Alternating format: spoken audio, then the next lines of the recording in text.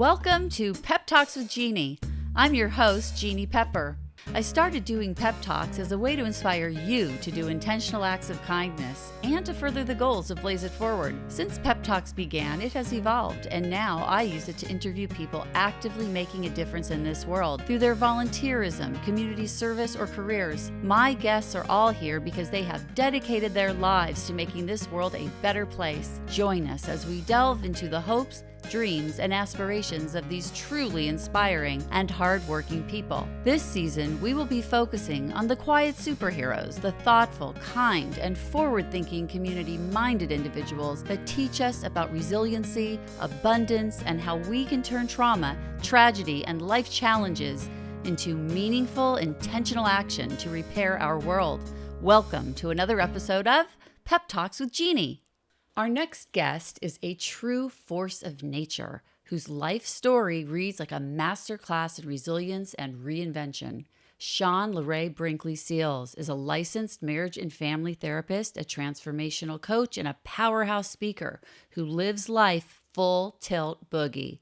From her early days performing off-Broadway in New York and representing the state as Miss Empire State, and then winning and going to the Cannes Film Festival, to her current role as the executive director of the WJB Center and the president of the Black Women's Network, Shawn LaRe has always been a champion for the human spirit. She is the founder of WJB Center, which is a nonprofit, and Living Loved, Pathways to Holistic Healing, and the host of the visual podcast BOSS Talk, where she helps others move past limiting beliefs to rediscover who they were meant to be before life's obstacles got in the way. Her previous TEDx talk, When the Fairy Tale Fades, is a beautiful testament to her philosophy that every setback is just a comeback waiting for you to claim it. Shawn LaRe, your energy is absolutely infectious, and I am so honored to have you here. Welcome to the show. Thank you, Jeanne. I'm excited to be here. So we have you here today. We want to learn, why is it that you wanted to do a TEDx talk? Like, you've done one already. Mm-hmm. So tell us about that experience and why do another one?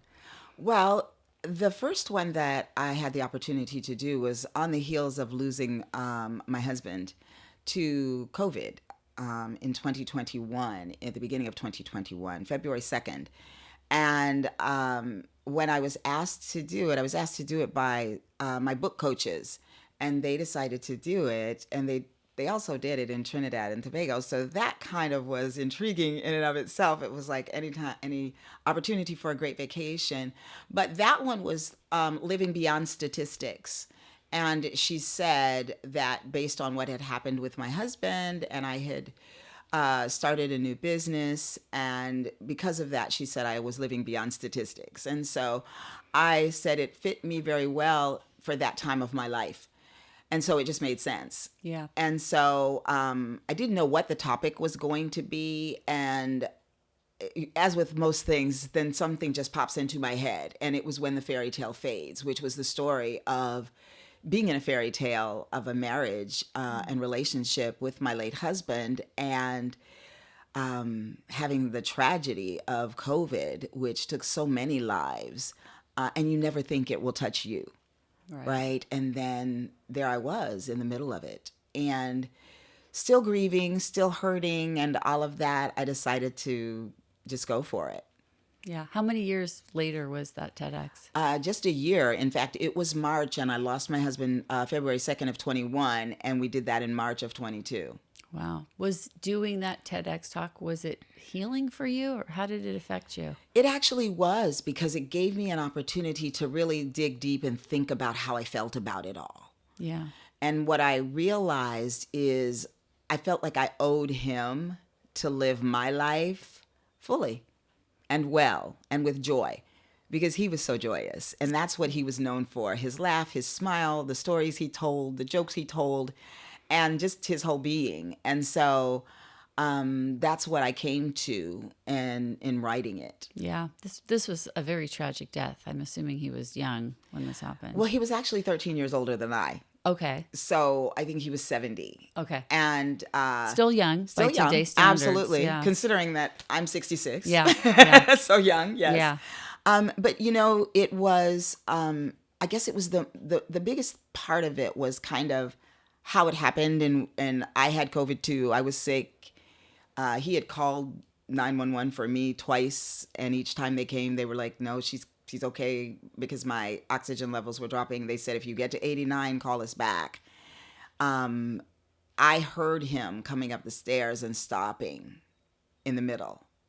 And he didn't always do that. He normally was right up. And I started listening, and he stopped. And I said, "What's going on with you?" And he goes, "Oh, just a little winded." And I told him, "Call your doctor." And he wouldn't. And so I did. I called 911. Well, I called the nurse hotline, and they told him to go to the hospital. And he was hesitant, so I called. And he was still walking around looking like the picture of health, but his oxygen was at 86. Now, they said he was going to come home. I have a recording of the doctor saying he's looking good. It was on a Sunday. And you're not able to probably visit him at the no, hospital. No, I couldn't do anything. Right. We had the same problem when my mother got very ill during COVID, and we couldn't go. It was very difficult to get into the hospital one at a time. And so and you have to assume if they're telling you that he's getting better, that you don't need to be there. Exactly. And feeling good about that and trusting it and talking to him every day. And then that Monday, we hung up a little after midnight laughing, as we always did. And he told me, "Well, hang up." And I said, "No, you hang up." And he goes, "No, you hang up." I was like, "You hang up, boy." He goes, "No, girl, you're violent. I'm not hanging up on you." And we laughed. And that was our last conversation.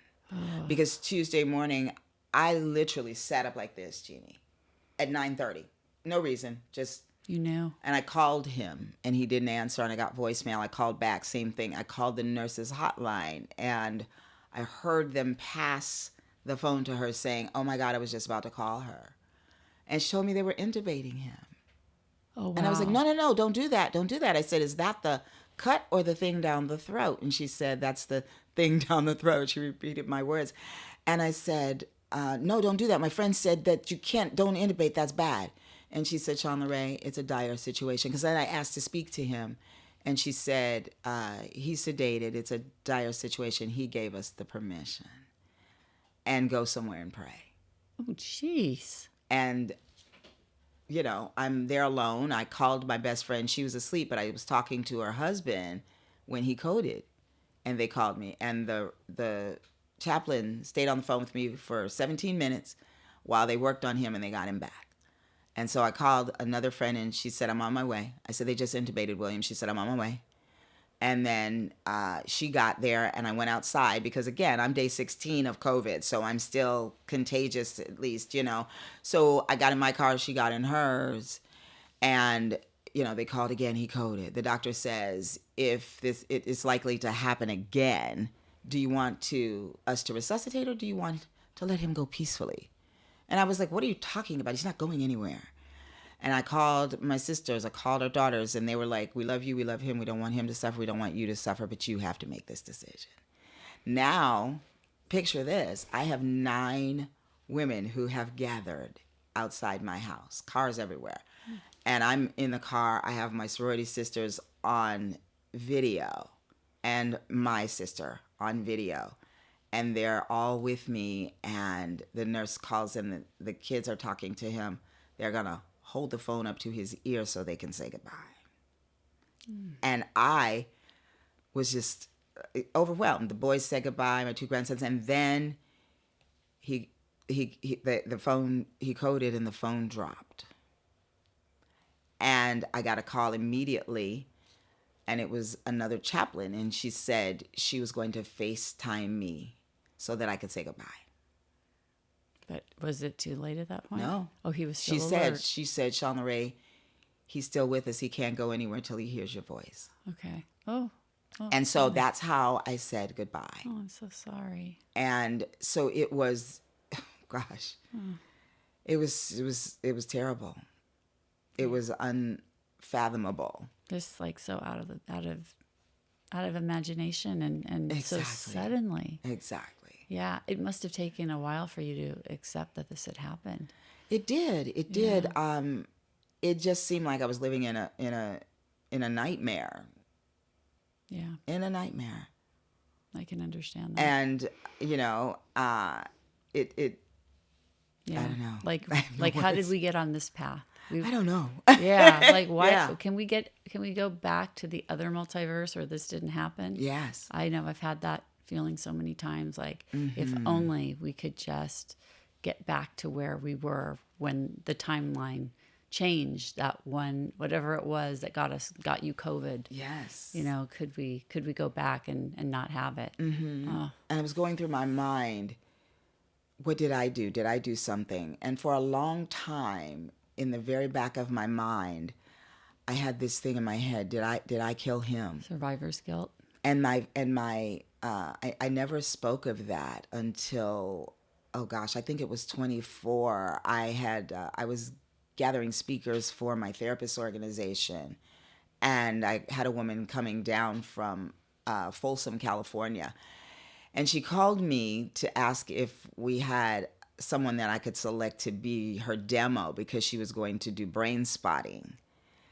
And I said, she left a message on my voicemail, which is a singing voicemail. So when I called her back, she was laughing and she said, I thought I needed somebody, but now Spirit is telling me it needs to be you. And she asked me if I had anything to spot. And I said, well, no, because I am a brain spotter too. And when I did my training, I was a demo model, so to speak.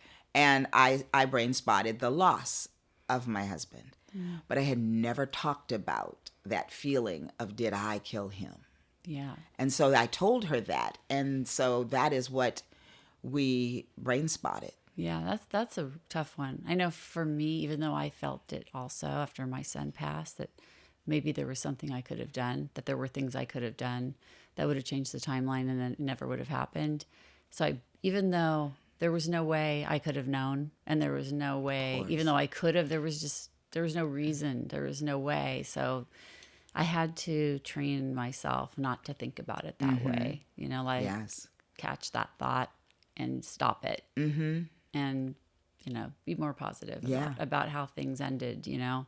Yeah. I know. It's all how we frame these things. You seem to be remarkably well adjusted for someone that's been through so much lately. Well, you know, I have always, I guess, sort of looked at life as choices. And I think from the time I was a little girl, I've just been very happy. And I think my parents say that they used to call me Pollyanna as a little girl. And I used to say, it feels good to feel good. It feels bad to feel bad. I want to feel good. And so I kind of still live that way. Yeah. Crazily enough, I haven't told you this part, but I am a newlywed. I figured you were remarried because you mentioned your husband. Yeah, I got married in July of 2024 to a wonderful man named William. Same name. Same name? Does he go by Bill or William? Well, a lot of people call him Bill. A lot of people call him William. I call him Billy. Okay. Yeah, that's easier for me. Yeah. And but it happened also it's always these my life happens in these crazy, unbelievable ways. This gentleman was a friend of mine that I've known for over 30 years. Met him as soon as I got here to California. Kind of dated him, kind of liked him a little bit. He liked me, and we were kind of hanging out. But then we were like, we're friends. And we remained friends. And he knew my late husband. And he kept saying to me, you know, you should meet my friend Bill. And I kept saying, I don't want to meet your friend. No. And one day I told him, I know what you're doing and stop it. What I didn't know was he was saying to his friend Bill, you should meet my friend Shawn, LaRe. Mm. And he invited me to perform with him at a Black History Month celebration at the Museum of San Fernando Valley. And we did a lot of spoken word together. And so I agreed, and he invited Bill to the show. And afterwards, we were talking, and I was saying, my car is so far away. How did you get to park in here? And he goes, oh, by the way, I want you to meet my friend Bill. And I looked at him and said, the infamous Bill Seals. And I rolled my eyes. I wasn't very nice. Wow. You saw the writing on the wall. But we ended up after a series of tumultuous dates, we ended up loving one another and marrying. Wow. And it's the most beautiful love story. Happy ending. Yeah. Oh, that's so wonderful. Yeah. And I feel like in my heart, I had permission from William Joseph that it was time. Yeah.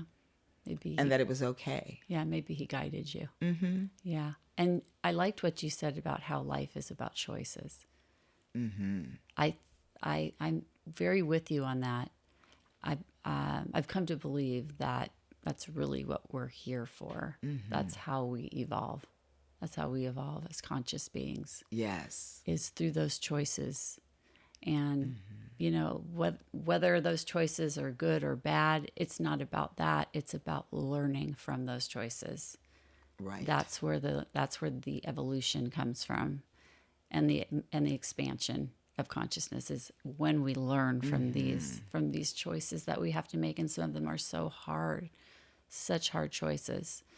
So, but you know, we make choices all day long, and sometimes we have no idea the consequences of them. They've seemed, you know, so innocuous, and then, you know, we don't know what will happen as a result. And the same thing with like when we do things that are good, we don't know how the ripples of that will affect other people. Right. Yes. Right. Yeah. You know, a lot of the beginning of our relationship was managing other people's feelings. And, you know, people knew William Joseph and they loved him. And so they were kind of hesitant to get to know William Kirby. Yeah, they didn't.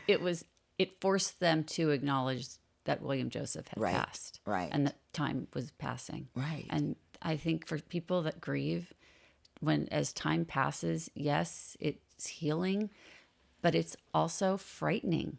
Absolutely. Because you get farther and farther away from your loved one, and you worry, will I forget them? Will I still be able to remember the sound of their voice? And yeah. And like you feel like you're leaving them behind. Absolutely. It's so, I never experienced anything like it until I lost my son, but I imagine that losing a spouse is that type of closeness. Absolutely. That you don't want to you want nothing to take you any farther away from this person. And time will take you away from them. Absolutely. And also it takes you away from the hard feelings and allows you to begin the process of coming back to yourself again. Yes. And William Kirby was such an amazing man in that he allowed me to still keep pieces of William Joseph in my heart. And even in our relationship, he says things sometimes and we acknowledge him. He was also widowed. Oh. And, you know, so he understands a little bit of that. But he always laughs, and when people talk about him, he laughs and says he wishes he could have met him, and he lets me tell stories about him, and we just have a really good bond in that way. And I realized that some of the special things that William Joseph and I've had the gift of being able to establish special things with William Kirby. You know, we make the same sounds. You know, it's insane. We can both be sitting there and all of a sudden at the same time, we'll either sigh the exact same rhythm or something. And you vibe together. Yes. I guess that's a good way to say it. Yes. You do. There's something about your energies are so in sync with each other. Yes. And very well aligned. And, you know, William Joseph and I had funny little things that we did. Like we used to kiss on consecutive times on the clock. And so that was one of the things. And he actually took his last breath at 3:21, and I told the chaplain that he had given me my final kiss because that's how I viewed it.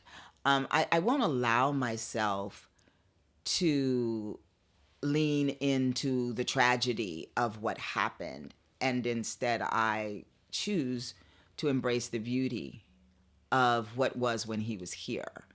And I was determined to keep, you know, him alive through the nonprofit is the William Joseph Brinkley Center for Cultural Affirmation. And in that way, I wanted to keep him alive and do good. Yeah. Tell me about that organization. What are you doing with it? Well, I'm a therapist, so we provide therapy.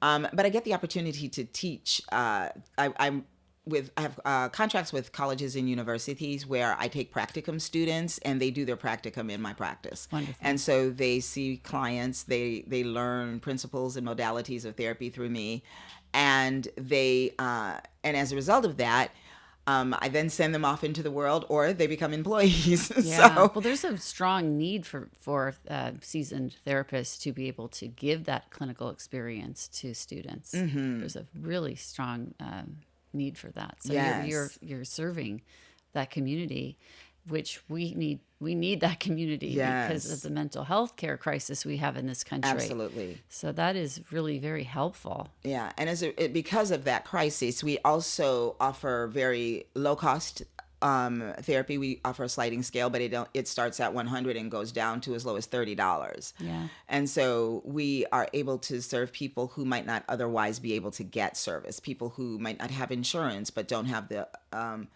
the cash flow to afford, my regular $175 rates and that kind of thing. And so it's really great to be able to do that, to be able to teach therapists. The cultural affirmation piece is also because there are not enough therapists who look like me. Oh, so maybe people of color period, will come to you. Will come to there, and not enough that actually go for the help. And so this is an encouraging piece for that population. It really is. It's so needed. Yes. We do parenting classes.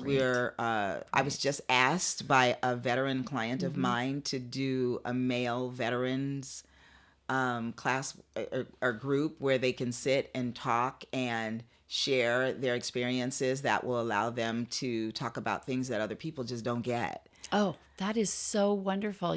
I'm going to connect you into a circuit of foundations and people that serve veterans and that care about veterans and how we can help them as they come back into civilian life. Yes. So I think it would be really good for you, and it would be good for these organizations also. So we'll talk about that off camera, but that would be really great. Yes. William Joseph was an Air Force veteran. Oh, and so is the founder of the organization I'm thinking of that I want to connect you with. Oh my gosh, that's so wonderful. Yes, her father was also in the Air Force. Yes. I love that. So she has dedicated her philanthropy to helping veterans now. I love that. Yeah. Yeah.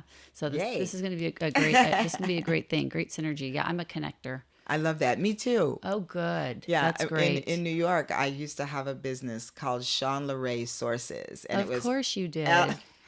LA capital RE dash sources. I love it. And the motto was if I don't have it, I know where to find it. Oh, that's so great. I love that. Yeah, I think for me it would be if I don't have it, I know someone who does. Well, that's it. Yeah. Something to that effect. I love it. Yeah. Yes. So cool. Okay. So after your husband passed, you started this foundation. Now, does this foundation, is it considered a community healthcare clinic? Are you able to get federal funding? I don't really want it. Okay, you like being free. I kind of like the freedom. Okay. That's my favorite piece. Okay. I'm a very eclectic therapist. I use a lot of modalities. I use art. I use music, of course. Movement. All of those kinds of things are important to me to incorporate into the therapy. And so I have my own way of kind of doing it, and I am not really good with paperwork. So you don't do there's a lot of paperwork. writing, and you don't. I am going to seek some grants, but I am really looking for private foundation kind of money. Okay. And not like I never wanted to be a part of DMH.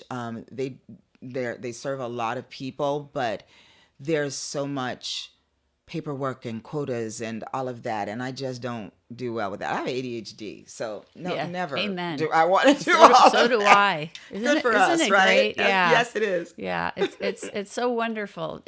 I think I'm starting to understand that ADHD is really just you have a processor that just works so much faster than everybody else's that you can have 3 different things going on in your head at the same time. Absolutely. I know. But is there anything wrong with that? It just makes life more fun. It does. I know we're never bored. Bet you're never bored. Yeah, who cares if I can't clean up right? my room? Exactly. Who the heck cares? Right. Absolutely. It's like I'd much rather like spend my time going from one thing to the next, but never anything I don't enjoy. Right. Exactly. I tell people I've been fired from some of the best places on the planet. Well, too bad for them. Exactly. It's the structure that is difficult for me, and people want things the way they want them, and that's why I have been self-employed most of my life, because I like to do things the way that I want them. That's why I like being self-employed too, because, sometimes when I'm more calm in the evenings, and that's when I want to work. Exactly. Sometimes that's an easier time for me to focus, or, it might not be when, an employer would want me to be in an office. So, and there's so many fun things happening during the day, right? That you can, and in the sunshine. And I can't do work when there's something better to be doing. Exactly. So it's there has to be some balance in your life. That's part of it. But as a person that copes with ADHD and as a therapist, how do you feel do you feel that when you were growing up that it was properly diagnosed and dealt with? Did it hold you back at all? How did you cope with it, and how have you coped with it to be so successful today? So to be honest, it was not diagnosed at all. I knew you were going to say that. At all. Because you were a woman or a female, and maybe because a person of color, I don't know. Yeah. Okay. And I was born in 1960. Mm-hmm. So there was no such thing back then. They didn't believe it. It didn't exist. No, it was behavior. Oh, right. It was behavior. She can't sit still. It was a choice. She's a behavior problem. Right. And that's what ended up happening. And Jeannie, every day I thank God for Jeanne and James Williams, then my parents, because had it not been for them, who knows where I'd be? Because the school was always writing letters, writing notes home. In fact, it got to the point where they'd make me write it and they'd sign it and give it to my parents. My parents would come to the school and be like, well, she doesn't do this at home. This is what we do. My dad was like, yeah, she has a lot of energy. You have to keep her busy. So she's smart. She'll do her work. She'll finish. And then she will wander around your classroom. Why don't you give her things to do? So I got to water the plants. Oh, they didn't let me do that. My parents said, they were smart. Water the plants. Let her water the plants. Let her run errands for you. Let her take things to the principal's office. That was a great idea. And this is the way that I was able to make it through. Now, when I got to high school, people would say, you're not going to be able to wait till the last minute and get that work done in high school. I always did. My work was never late in school, but if it was homework, I would lose it. I wouldn't know where it was. My father would have to bring it to school. It was a mess. I know. But it was my mess. Right. And I talked all the time. I have not stopped. And hallelujah. And you know what they used to do? My family would say, baby girl, if you can be quiet for 5 minutes, we'll give you a quarter. And so the joke is that I could have been a rich woman, but I wouldn't keep my mouth shut because I could never earn the money. That's right. That's right. I love it. But I'll tell you how I discovered, as a therapist, I was teaching. I used to teach at Pacific Oaks College, and my class was culture, attachment, and trauma. So I decided that day we were going to work on the difference between the disruptive behavior disorders and ADHD. So I told my class, take out your DSM-5s. I'm going to write the criteria on the board. Okay, give me the first one. Start writing. Give me the second one. Oh, the third one. And by the fourth one, I was like, oh my gosh, that's me. And my class knew. They's like, yeah. Everyone knew. They're like, everyone's pointing at you. Yes. Yeah. When I said to my therapist, I think I have ADHD. She goes, oh yeah, absolutely. And I was like, well, why didn't you tell me? She goes, you're doing fine. And I realized that is why I can run these businesses and do these things, but on my timeline. Right. You have a lot of energy, and that energy allows you to have so many pots boiling over at the same time. Mm-hmm. Yeah. I mean, I see myself the same way as well. But as a person that has ADHD and didn't learn great coping skills as a young person, the disorganization can sometimes be overwhelming. Absolutely. I think that's the hardest thing for people with ADHD is not having the desk with every single thing you're working on all spread out in front of you, and you know where everything is. And then someone comes and fixes it for you. That's always so unhelpful. Yes. So here's a funny story. My current husband, William Gerby, bless his heart, he's very neat. And so one day I went to, of all things, my therapist organization meeting. Sure. Of course. And I come home on a Sunday afternoon at 2:00, and I go upstairs and I walk in and I'm talking and taking out my clothes, and they look, and my dresser is clean and organized. Oh, what an act of And I love was that like, was. oh, it looks beautiful. But Where's my stuff? exactly. He bought one of those plastic containers that has drawers, and it was all in the garage in the drawers. Oh, geez.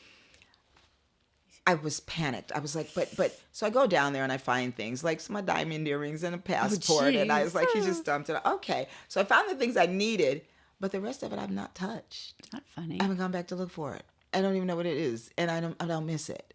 And so, but he now understands that is traumatic for me, and so he doesn't do it anymore.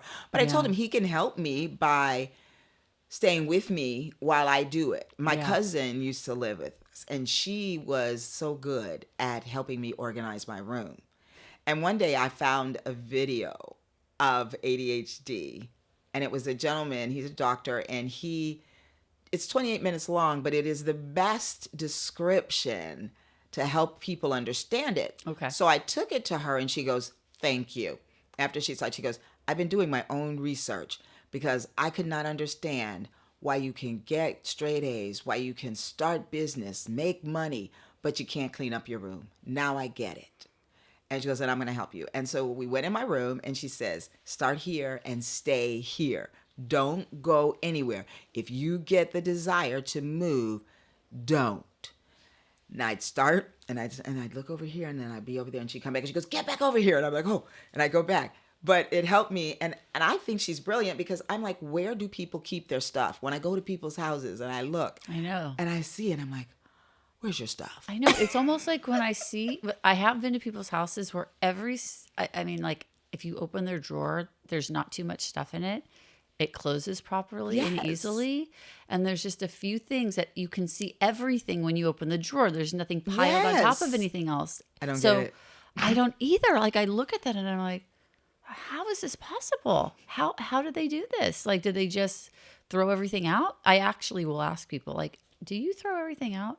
And they do. They do. They do. They do. Like, they get, like, you know, when my kids would bring home piles of stuff from school, I had one big box for that year, and it was a drop box. And so everything would just go in that box until it filled. By the end of the school year, it was full, and we'd stick it up in the attic. And when we moved from that house, we had one for every year. Oh, my goodness. And it took me so long, but I had to go through every box. And what I started doing was taking pictures and tossing. That's good. That was the only thing I could do to eliminate all of that paper. It was so much. Yeah. Now, someone gave me that about magazines. Oh. To take pictures of the things that you like in the magazine. Yes. And toss the rest. But then I'm like, but what do I do if I do a vision board? You know? Oh, boy. We'll make your vision board and then throw the magazine out. And then throw them away. Yeah. I don't know. There's got to be a way. I know. But I have learned systems, my own systems. Yeah. I became very aware of systems in a class. Okay, so you took a class. Yeah, it's fascinating how humans can be completely aware of so much, but not be aware or understand how to do something that's so simple to another human. Yeah, that's why we need each other. It's so true. Yeah. And we all have gifts. They're just all different. We do. And the more that we are part of a community, the more we can benefit by not only helping other people, which for most people, it makes them feel good. Mm-hmm. But we can also learn unique skills like organization. Yes, yes. I tell you, my cousin is a master at it. I even started her a business because that's what I do well. Yes, yes. You clearly. Let's talk about some of your businesses. When you have a vibrant background in the arts and entertainment, you didn't talk much about that in the biography that you shared with me. But how does that creative performer's heart influence the way you approach therapy and healing today? Well, I believe that the creativity, just having the creative spirit, allows me to dig in there when I need something that people can really connect to. Yeah. And I think that, for instance, music, when you're sad, depressed, when you've had a breakup, the human goes to the music and listens to the saddest songs, and they want to connect with it in that way. And so I do that with people. I tell them, what song reminds you of this? And then we listen to it. Oh, that's nice. And sometimes we'll even write a song about your feelings. Cool. I had a woman. So when I first started doing therapy, I started out with trauma because I worked for an organization called Loved Ones Victim Services. And we saw victims of violent crime and homicide. Yeah. Did you work for the county? We didn't. We worked with victims of crime, the Victims of Crime Bureau of Victims of Crime, and so that's why I didn't know how to do DMH paperwork, which hindered me from getting a job for a while. But the organization, everyone had lost a loved one to murder, drunk drivers, that sort of thing, and Very so painful. that was my first client. Was a 12-year-old boy who had lost his father in a motorcycle accident. And so I kind of learned what it was like to sit with people in their most vulnerable state, right? And sometimes they can't talk. And sometimes you don't have words for a thing. Yeah. And I had a woman whose son, she lost her son to a car accident. He was somewhere, it was on a route that wasn't his own. Someone had gotten drunk in his friend group, and he said, I'll take you home and I'll park my car at my house and then I'll take you home. And so, or at your house, sorry. And so she lived in an area. He had left her, got out of the car at a was going into a gas station and was hit by a drunk driver. Oh, jeez. And killed on the scene. And so they came to me for help. And the mother just couldn't speak about it. She couldn't. Yeah. But she took dance classes, African dance, modern dance, and all of that to heal. And it helped her. Well, one of the things I had her do is to strike a dance pose that matched her feelings. And then I gave her certain feelings, sad, angry, and she would make those poses. That's so cool. And that's how she started to be able to express what she was feeling like. Why don't more therapists engage their clients that way? Is that not considered a traditional form of therapy? Right. Yeah. It's not. But it can work. It absolutely can work. And they have therapists who are music therapists, who are dance therapists and that. But I just kind of... It's not considered a mainstream. It's not CBT, cognitive behavioral therapy. It's exactly. Yeah. But it could be a lot more helpful in some ways for some people. Yes. And especially with kids, they can't express themselves, but they can draw it. Yes. Especially kids that have been really traumatized at a young age. Sometimes it's the only way they can express. Exactly. They don't have words sometimes. And I used to work with a lot of children. Yeah. And who have been victims of crime. So sad. And then, sexual assault, molestation, all of those kinds of traumas that just live in your body. They live in your body. Why would you not use your body? Yes, absolutely. And I think there are more therapies now, like that somatic therapies that they have that acknowledge that it is something. We're evolving. Yeah. Well, brain spotting is, have you heard of it? I have. I'm just going to ask you, tell me more about this. I don't know anything about it. Yeah. So it is, gosh, how do I explain it? I always send the article to my clients before I do it with them. But it says that your trauma lives in your body and it lives in the neurons in your brain. Yeah. And they get stuck there.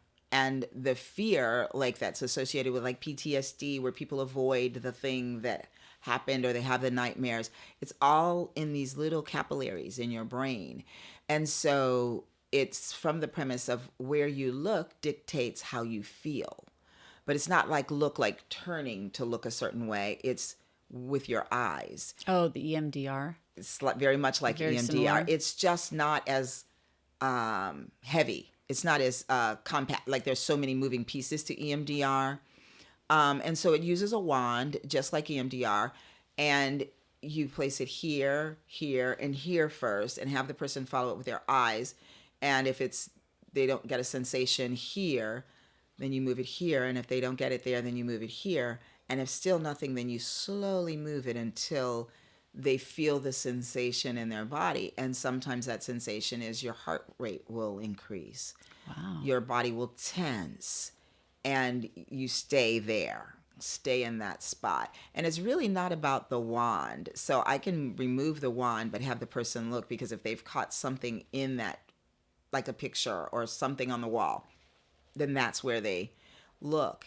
And it's a fascinating, Jeannie. It's like it releases the trauma right through your tears, right through your emotions. And the gentleman who taught me, his name is John Edwards out of Oakland, and he said, please, all of you, prepare a new marketing strategy, because you're going to start losing your clients. And it's true. As you help them, actually. They some people are like, I'm good, and they're out. Some people a couple of times, but it's fascinating. What really interests me about this is I tried EMDR for my own trauma associated with my son's violent murder. Mm-hmm. And EMDR did not work for me. It didn't. No. And the therapist who taught me how to do it told me that sometimes it doesn't work for people with ADHD. So I don't know what your experience has been with this. And would brain spotting be something to try? It worked for me. It worked for you. Mm-hmm. Wow. It did. That's encouraging. Yes, I actually had it done for me twice. The first time was when I processed the loss of William Joseph. The second time was when I processed the idea of, did I kill him? And the other thing about brain spotting is the person who, Linda, I can't think of her last name now, but she did a resource spot for me as well. So the resource spot is the spot where you feel it's sort of the antithesis to the trauma spot, but the spot where you feel good and where you find the relief. And so she asked me, what would you need to hear in order to feel better about this feeling that you have of, did I kill him? And I said, I need for him to be saying that I didn't. And so over here was that spot. So when it got overwhelming on this side, she brought me over here. And just by moving your eyes over just there. By moving my eyes over there, I was able to relax and calm myself down and lean into the fact that he believes that you didn't do this. So fascinating. Yes. And so she also taught us that you can use this for people who are stuck in their career or who are afraid to move forward or quit a job or who need to make, all of this. It's all in your brain. The brain is the most fascinating thing. Isn't it fascinating? Yeah, we've had some interesting people here to talk about the brain. We had actually James McGaugh, Dr. James McGaugh from UCI. I don't know if you're familiar with him. Yeah. He's been on 60 Minutes. Yes. And so he's the one who has researched and studied eidetic memory, and is Mary Lou Henner is one of these people that has this incredible ability to remember every day of her life, and he studied her and many other people like that. So we had a really good time here talking to him and learning about the brain and memory, and it is fascinating. And I'm very curious about how everything works here. Yeah. So and also we need people that care enough about these things that they want to spend their lives and devote their lives to this kind of research. Absolutely. So it's such a great thing about living here in the United States. I know that we have a lot of issues here right now, but one thing that we have and have had as my whole life was this desire to understand this place. I've always felt like that was the driving force behind everything that we do here. Absolutely. And that's why I'm a lifelong learner. Yes, I know. That's why you could never be bored. I could never be bored. Exactly. I mean, unless every library was destroyed and there was no internet and everyone else was gone that I couldn't annoy. Exactly. Yeah, I could never be bored. Yeah. Perfect. Right? So, it's a big world with lots to learn. So much to learn. You've said that every setback is a comeback waiting for you to come to it. How did you find the strength to come to it? I think faith, being raised with a lot of faith, being told that I could do anything I wanted, and almost I think that I almost feel like there's a responsibility when you know something, you can't keep it to yourself. And I think that all my life I have been able to bounce back from things that happened. Resilient. Yeah, resilient. You said in my introduction, you said resilience and reinvention. Yeah. And I have a triple R formula. Oh, do you? I do. And it's resilience, reinvention, rejuvenation. So I missed one of them. Yeah. Rejuvenation. Yeah. Interesting. That's kind of synchronistic. Yes. I love it. That was part of the bio. Very cool. Rejuvenation. So is that part of transformation? I think so. Yeah, all three of these things. Yeah. I think you have to come through those things to get to the transformation. You go through the fire and then you need to build yourself back up again. Mm-hmm. Yeah. That's that rejuvenation. Yes. That's hard. Yeah. We really can take because it can take, one traumatic incident and, you're there. Yes. And then it's all of the things you have to do and all of the time it takes to get back again, to build yourself back up. I'm actually doing a speech on March 19th about the issue of that sort of, about how, I've walked through the fires of hell, losing my child. I had to reinvent myself. I mean, that's like the first, I'm sharing something secret, but by the time this comes out, that speech will have been done already. But yeah, but in that speech, I say that I had to reinvent myself because, when you go through something so terrible, you feel like you've lost everything. Yes. And that the life that you knew is gone. Yeah. You don't even know, like, you can't get back there again. It's the distance. Time creates distance from it. And as the farther you get away from the incident, the farther you may feel from the best part of your life. Right. So how do you give yourself that incentive to rebuild again and how do you know that you can? It takes a certain amount of faith. Like you said, you had faith. You were raised with faith. Like faith in God, I'm assuming. Yes. And faith in yourself and your own abilities. See, I think that that's something that we have to instill in our children. Absolutely. I don't think we're born having faith in our abilities. Maybe if we've been left alone and we've been successful at figuring things out. But because parents nowadays do everything for their kids. Yeah. Solve all of their problems. So how do we engender that, that confidence in children that they can do things on their own, that they can get things done?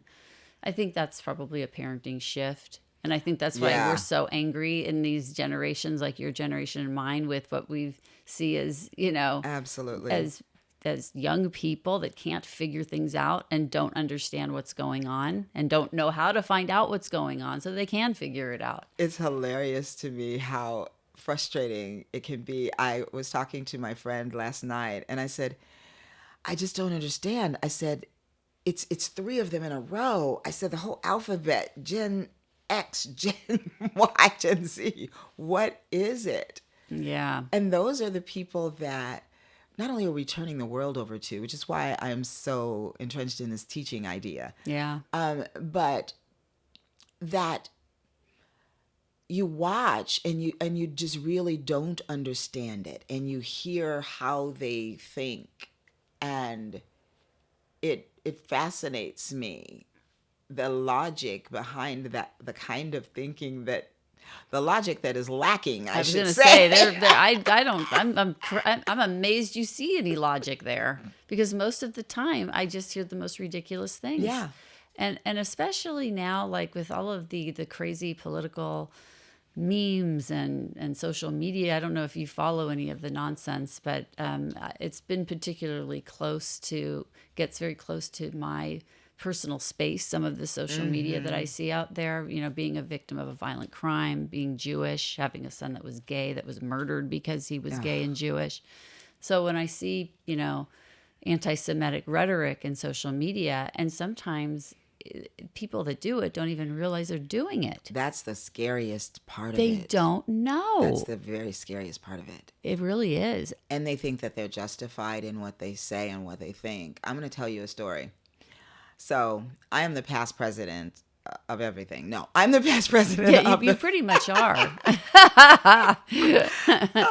the San Fernando Valley, California Association of Marriage Family Therapists. And I founded their diversity committee in 2017 after going to a leadership conference and being one of 3 Blacks there. I think there were probably 4 or 5 Latinos and about 3 Asians.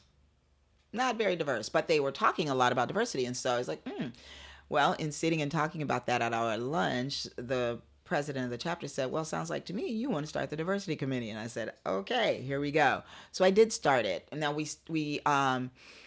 I'm no longer, well, I guess I'm sort of the chair too, but I am on the board as well because there's nobody else to chair it. But both of the people who are involved in it are on the board now. So we still have it, and we do something called Diversity Minutes. And every meeting we talk about something diverse for 7 to 10 minutes. We do a presentation.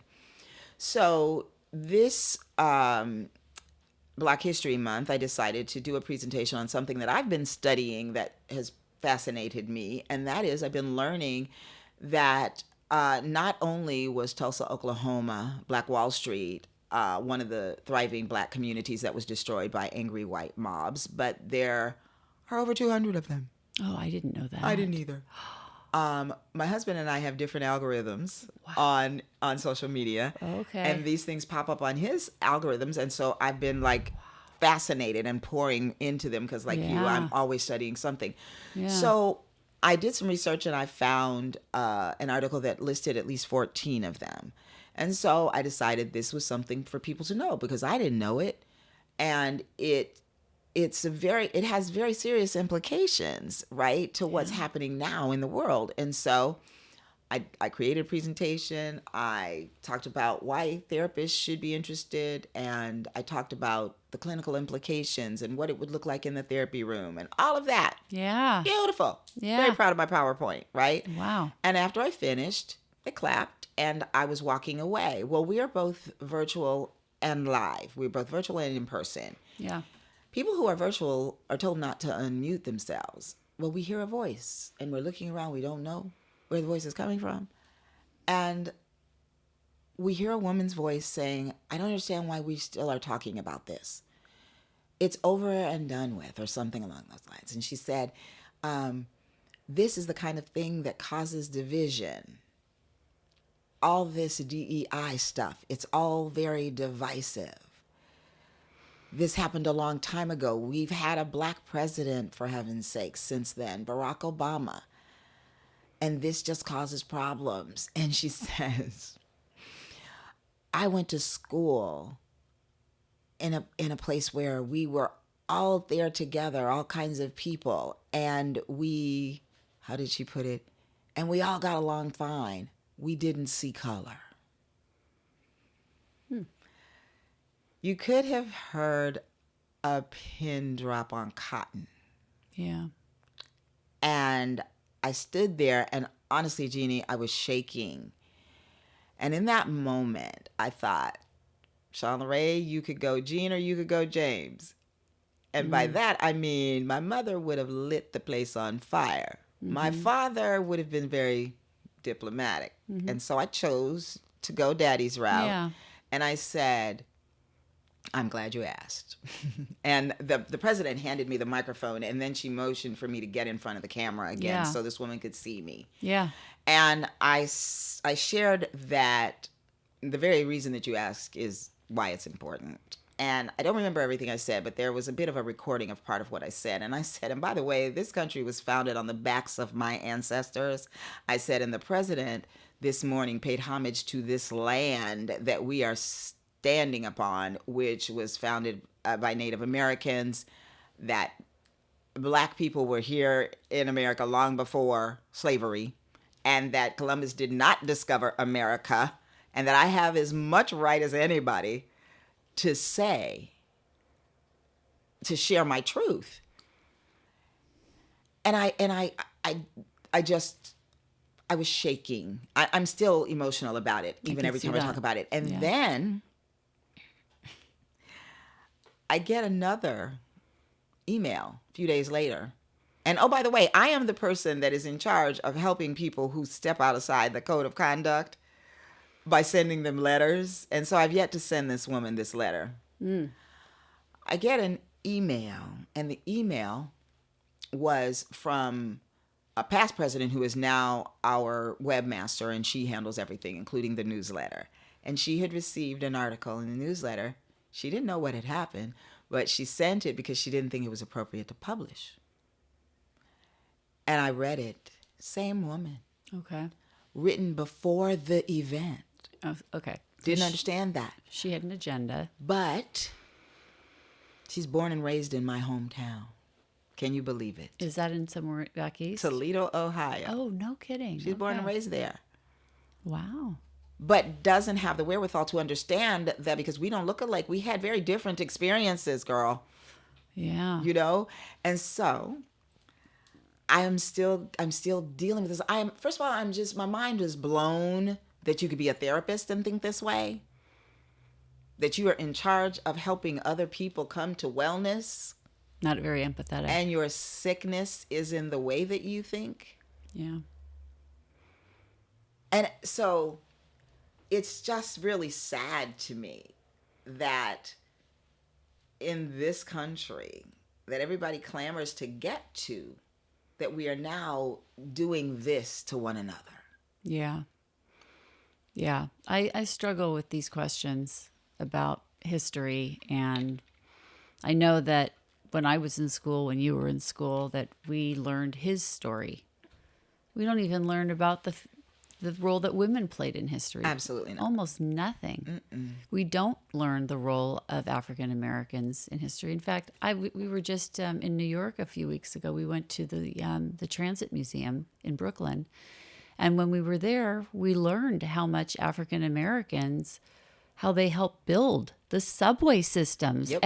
And they weren't given the best jobs. They were paid less. They were given the most dangerous jobs to do. That subway system was built on the backs of immigrants and African Americans who had been in the country for a very long time and were struggling. Absolutely. And that was at the beginning of the 20th century when this happened. So I think that a lot of people are just basically ignorant, myself included, of the contributions of people, women and minorities in the United States. Absolutely.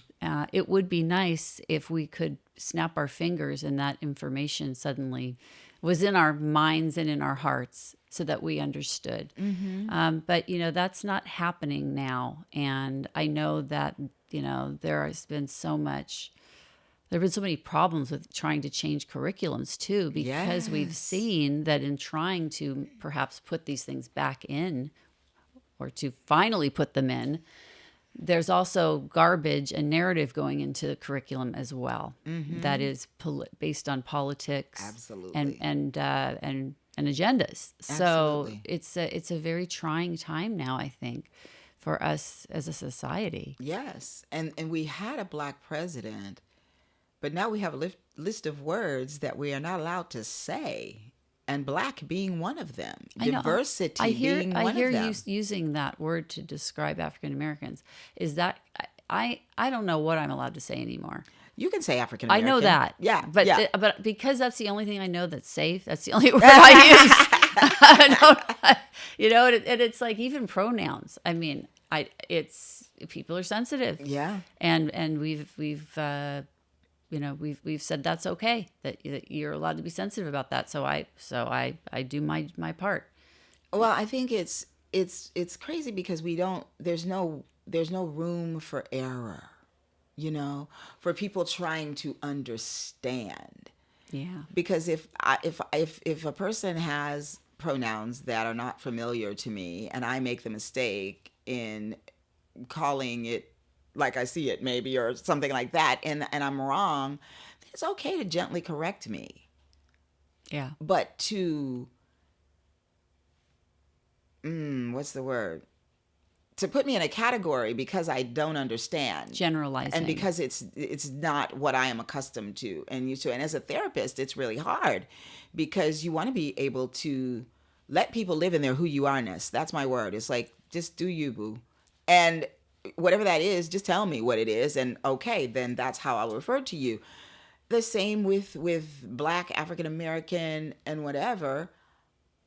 I can explain what it is, and people need to be open to hearing and to, to what it is. But the way that particular woman came at me, I'm not willing to sit down and talk to you because you already have an idea planted in your head, and that idea doesn't include me. Yeah, I think that I've come across this very recently, this type of thing where you feel like you've been shut down. And I see it all the time. And sometimes people don't realize they're doing it because they don't realize that I am at the intersection of many things. Mm-hmm. So they assume that because of perhaps the way I look or my life experience that they are informed about, that I have no other intersections, but I have many. So when I hear people say certain generalizations, not knowing that they have now generalized me as well, instead of in the past, I would feel very shut down and like I couldn't speak my truth because they're not going to listen and it's going to cause a confrontation or an argument. But now what I do is I confront the person in a way that forces them to use logic to see that what they're doing. So, and this comes from, there's two different ways to handle this. There's fear and there's abundance. I love that. This woman who said that at your meeting lives in a world of fear. She is afraid of what will happen if we start digging up all of the history that is unpleasant and makes people responsible for things that have happened in the past. So she's afraid of that. She's afraid of change. She likes the way that things are more or less the way they are right now. It suits her. Mm-hmm. And then there's you. And you are teetering between love and abundance and understanding that about her, or perhaps your own fear that everybody or other people agree with this. And it's a fear because if that's true, it makes us feel very alone. And I know that's how this has made me feel. Yeah, and I think that the fear is that misunderstood that other people, and alone. Other people feel that way, and way too many, and for the day and time in which we live, and for who I am. Yeah, but you're afraid that afraid of what this means. Like, how do we fix it, and where does it start? So, fear will never get us anywhere. Absolutely. So the only way that we can deal with this is through love and abundance. And in order to do that, we have to give someone space to say all of the ridiculous things that they think, if they're willing to, and then sit down and ask them how they know that. Where does that knowledge come from? Show me how you know that. And when they can't do that, they usually will then be open and receptive to hearing your truth. If they're not, then they're just a hater. Give up. We're done. And move on. Exactly. Yeah. But I think that if this person is just a regular person who is ignorant or who not aware, not realizing, not conscious, their consciousness has not been expanded. So we have the opportunity to give people some expanded awareness of that there are other people in the room, that you're not the only person shining a flashlight here. We are all trying to find our way in the dark here. So let's all point our flashlights in the same direction so we can see what's going on together. That's how I'm starting to see this world. Well, I think we kind of have to. And I think that the people who do not see it, it's sad for them. Yeah.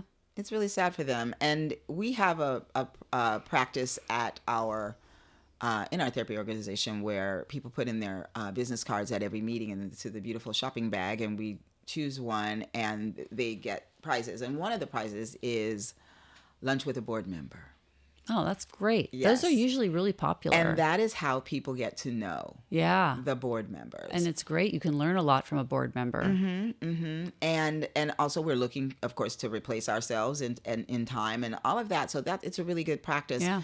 But it would be really great to use that tool Yes. as a time for people to get to know who we are. Yes. And for me in particular, because I'm the only Black person there. Oh, And so you've got a responsibility. exactly. And I want people to know who I am, because if you know who I am, I represent a myriad of Black people just like me, but Sure. people don't believe that that even exists. And so I hate this comment of, oh, you don't seem Black. I'm absolutely Black. Look at me. Look at my hair.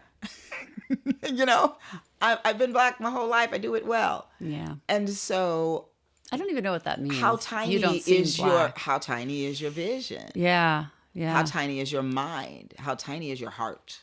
Yeah. And that's the saddest part about it to me, is that I started doing this, explanation of what a Black woman is as a Black child.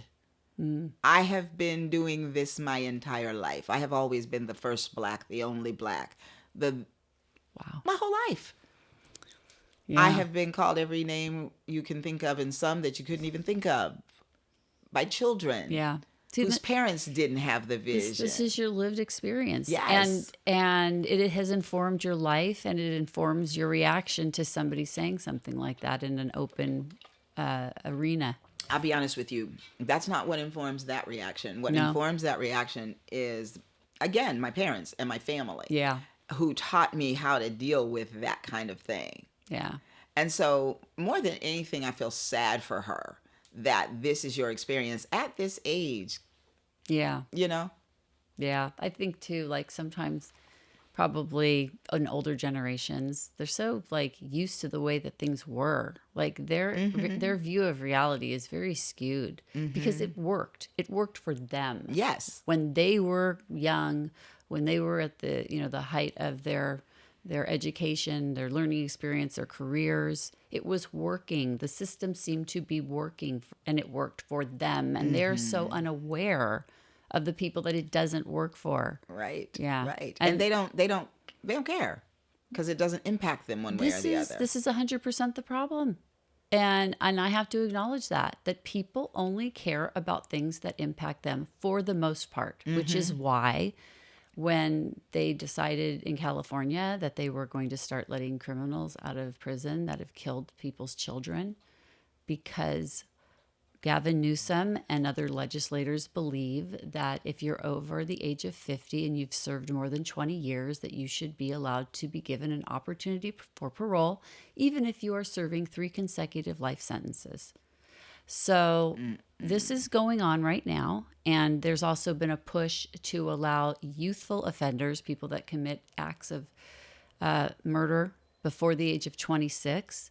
There's been, and you as a therapist might have something to say about this, but there is some quack science that they are using now to claim that because you cannot make a consensual decision with all parts of your mature brain firing before the age of 26, you cannot form intent for a first-degree murder conviction.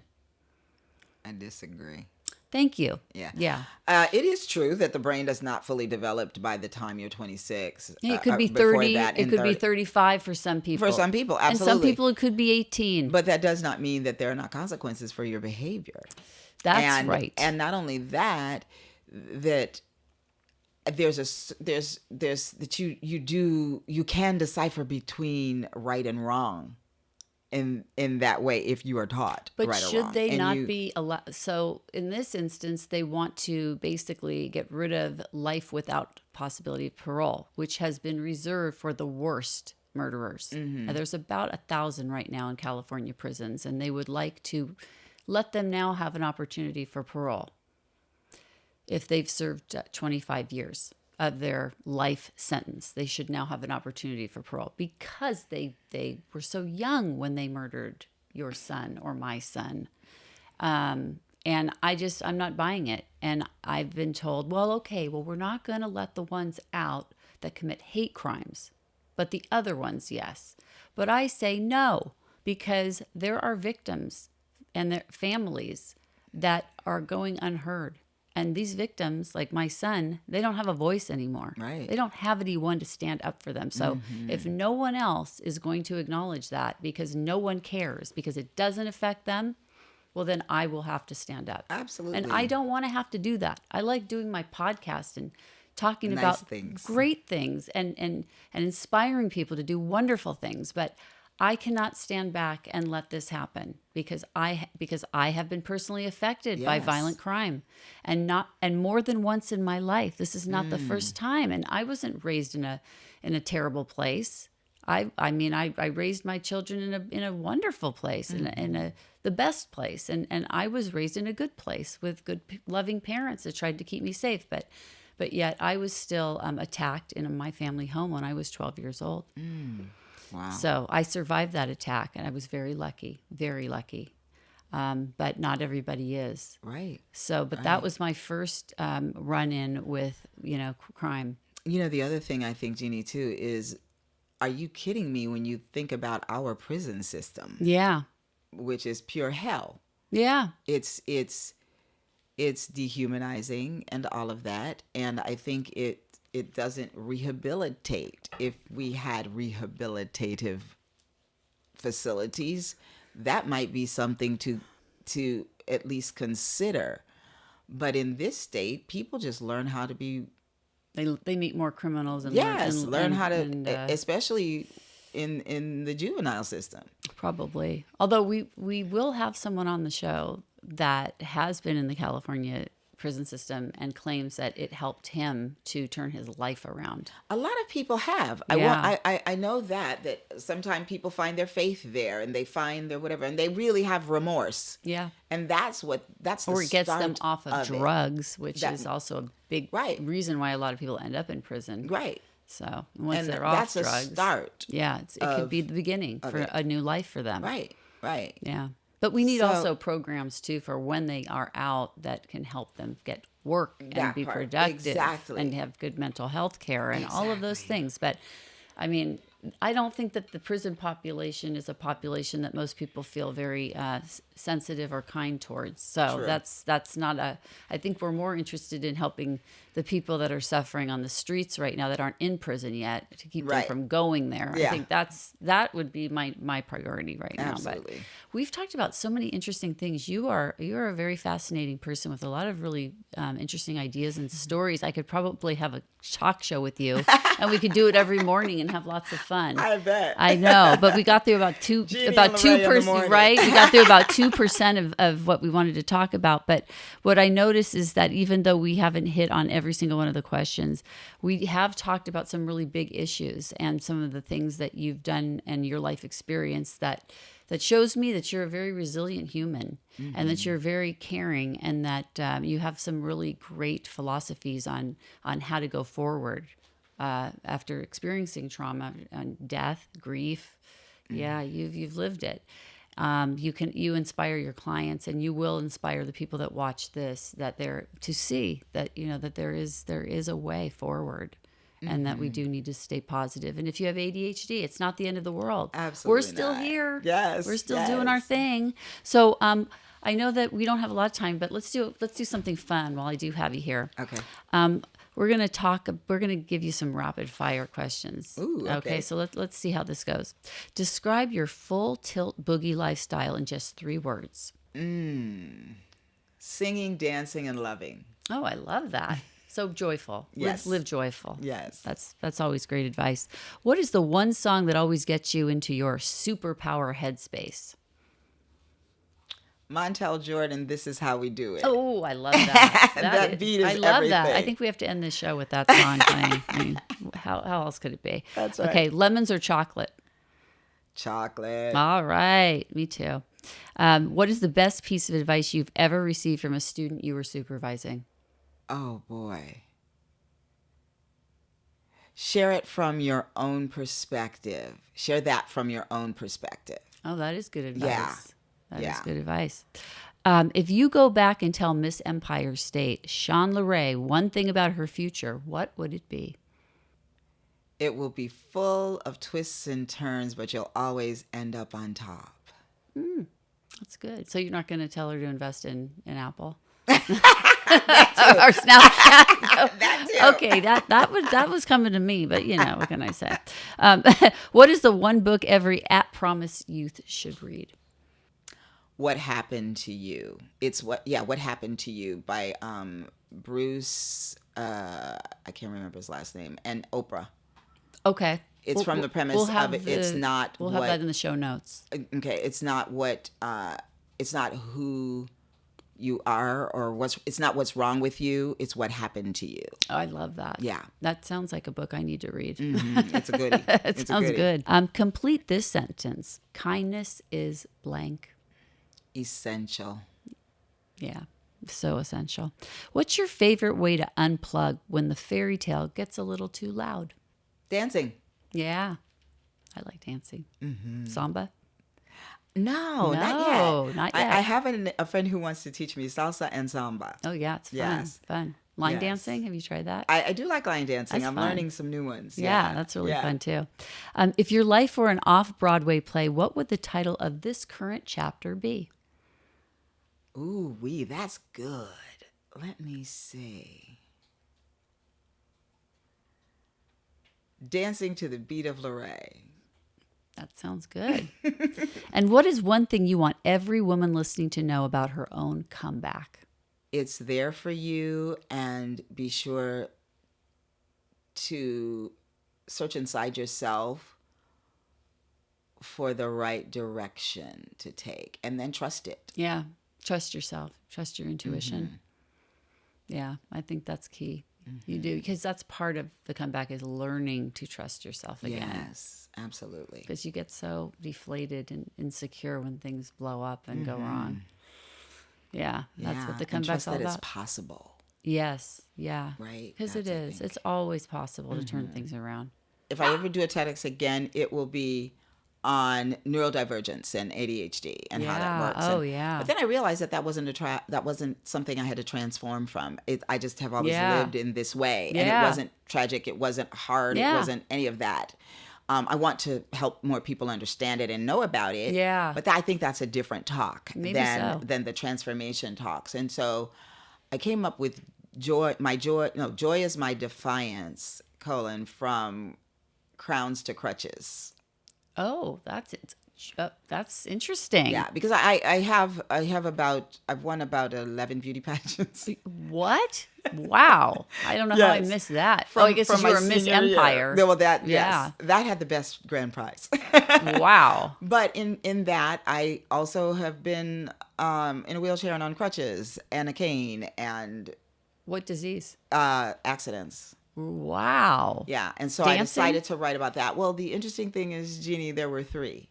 Oh. I was a passenger in a taxi, and getting out, I was dragged and run over by the wheel and dragged 2.5 feet.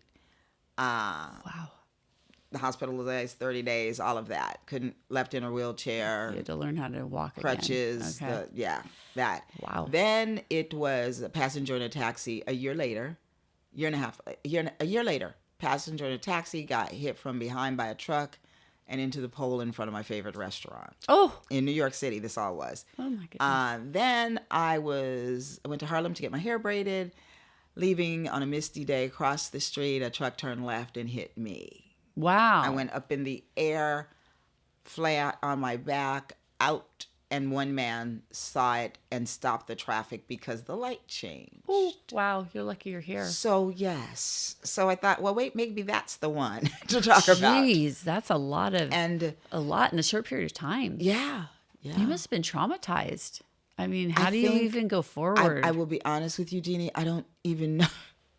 I don't even know that I knew that it was trauma. Oh, I don't think I even knew what it was. I was just doing it. Another day. I was just doing it. Another day in the life. Yeah, and I was feeling all the feels, Yeah. But I didn't realize the impact that it actually had on my life. Wow. And how many children did you end up having? So 0 biological. Oh, okay. Yes. Oh, that's a story probably. Yes. A whole story. Oh, wow. And now I'm everybody's mama. Oh, that's amazing. So you've adopted children? No, just married into. Oh, okay. So Yes. stepchildren then. Okay. Yeah. Yes. And you love being a mom? I do. A stepmom? I do. And I also have, even before I became a therapist, I worked with kids. Even when I got hurt, I was teaching dance and aerobics to kids, and they were my babies. And so I've always had that abundant love that you get from children, but I don't go a day without wishing that I had actually birthed children. Oh, no kidding. You Yeah. regret that. Yeah, I do. But you have grandchildren now. I do. So I guess that kind of is the... And one day they'll have children. That's right. Yes. There's lots of children in your family. Yes, absolutely. And do you have siblings? I do. Yeah. But I was raised an only child, so that's a whole nother story. Wow. So my oldest sister was born before my parents even met, and we met when we were like 8. I was 8 or 9 or something like that. Okay. And then my baby sister was born after my parents divorced. Oh, So I was raised an only child. That's fascinating. Yeah. It kind of explains a lot, probably, because I know birth order explains a lot. Yes. I mean, I think I was told that it's one of the most important factors in determining personality. Yeah. Adlerian therapy. Yeah. Yeah, I know, because I was basically raised as an only child also. Because I'm over 6 years older than my brother. Okay. So, I don't know, I guess you kind of have the characteristics of both older children and younger children. It's both of those inside of you. Yeah. So, yeah. But I can see that you have a lot of those like leaderships, qualities, confidence that you see in the oldest. Mm-hmm. And I think my parents were young when they had me, and so they grew up we grew up together, and so they taught me a lot. They talked to me all the time. They didn't talk baby talk. I was always in the room with adults. You were raised in a world of adults. Though. Yeah. But yes, that changes a kid too. Yeah, my parents would say, I if I would, speak up, like just not that's not your conversation type of thing like that, but not shutting me down in a way like that. But I was always listening and learning, and I always liked books, and being an only child gave me this creative imagination. Oh yeah. Too. Yes, you're a reader. Oh yeah. Yeah, reading is so important. Absolutely. Yeah. And now that there's audiobooks, I buy the book and the audio.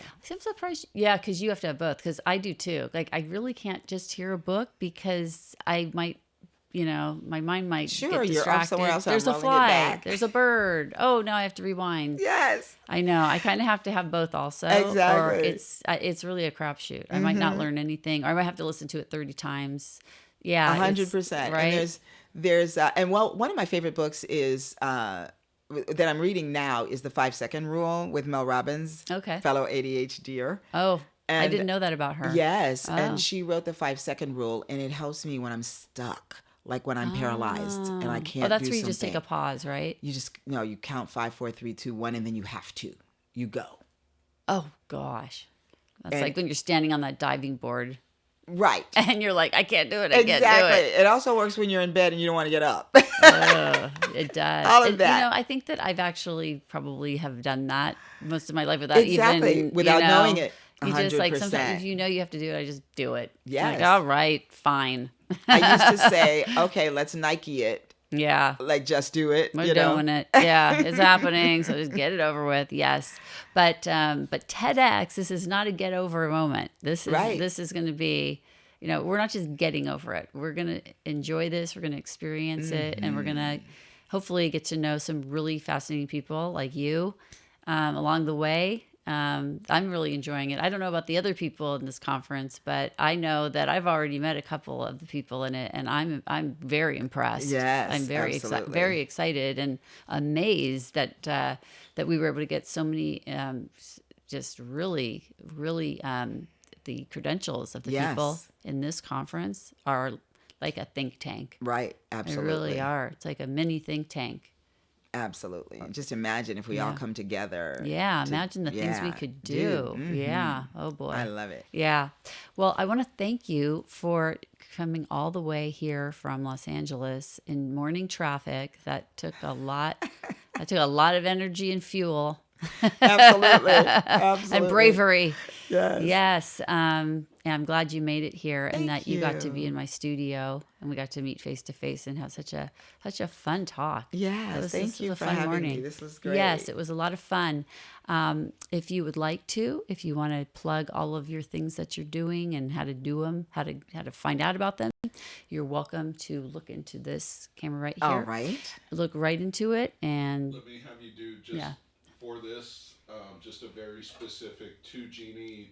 Thank you for having me on. It was a pleasure and all that. And then turn to camera. Okay. And plug your website, your social media, and I'll put all that on the bottom in graphics. Okay, perfect.